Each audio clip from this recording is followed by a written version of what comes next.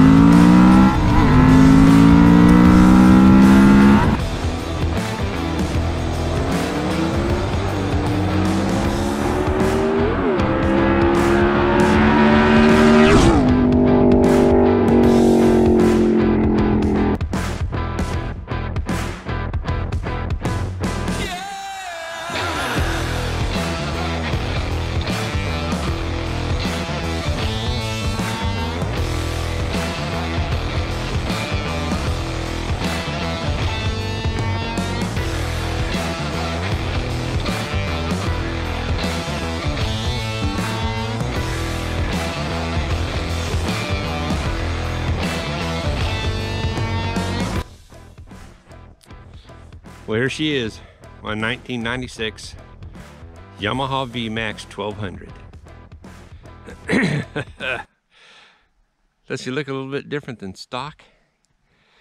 And that I will talk about that first. The things that has been done to this. I have not done any modifications on this bike. I bought it like this. It was built by a guy from in Texas, but I bought it from a guy in Tahlequah, Oklahoma. So that's the history of the bike.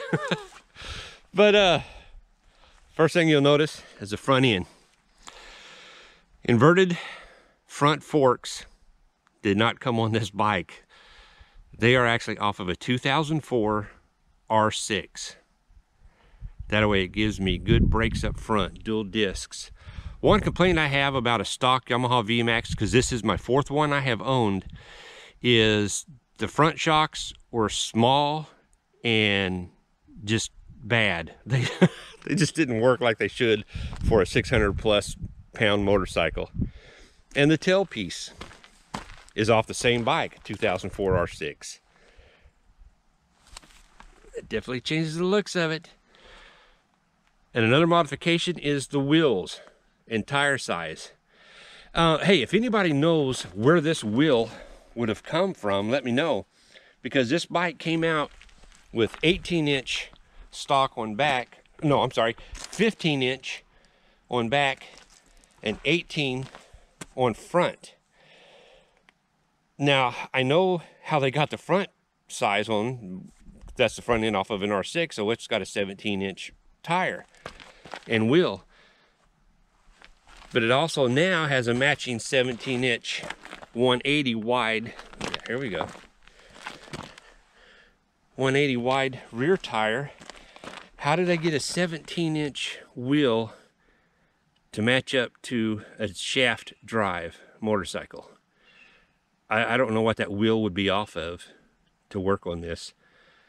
So anyway, now it's set up with sport tire size wheels and tires, which is fine by me.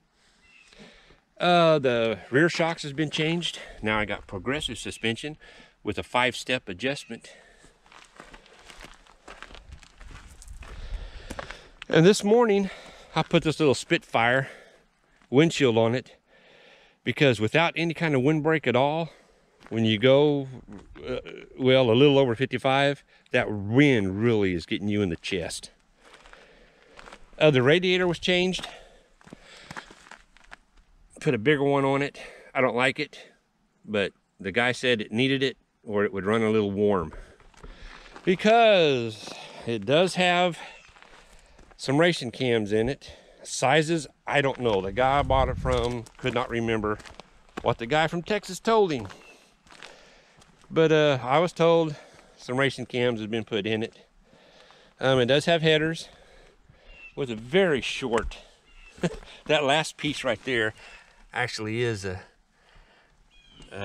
baffle of some kind. I'd hate to hear it without that because it's loud enough now. It does have stage 4 carb kit. It has 4 of the K&N air pods for air filters. There's the dash. Speedometer's been removed, but the tach, temp, and all the lights are still on it. So I use a cell phone that has no service, but it still collects satellite information. That is not a fuel tank. It is under the seat. The breather is under that there. All right, we'll get into the specs on it. Stock, 140 horsepower. But like I mentioned, it is not stock. And the guy I bought it from was told that it was dynoed about 150 horsepower is what they rated it. It is a V4, so it is a 4-cylinder. 87 foot-pounds of torque. It is a 5-speed shaft drive, as I mentioned earlier. Dry weight on this bike is 577 pounds. So we're looking maybe 630, 640 with it full of gas, oil, brake fluid. It does have a 3.9 gallon tank underneath that seat. But at 25 miles per gallon, I go through that pretty quick. Oh, it says it does a quarter of a mile in 11.7 seconds at 116 miles per hour. Top speed right around 135 miles an hour. 0 to 60 in 3.6 seconds. So that's not bad for a 640 pound motorcycle. I don't know, the more I look at that windshield, I guess it don't look too ugly. What do you think? Mirrors have been changed. Instead of on the up there, they've put the bar ends, which they work okay. That's it. The guy set it up for some GoPro mounts, one on the back, one on the front. All right, let's go ride it some more.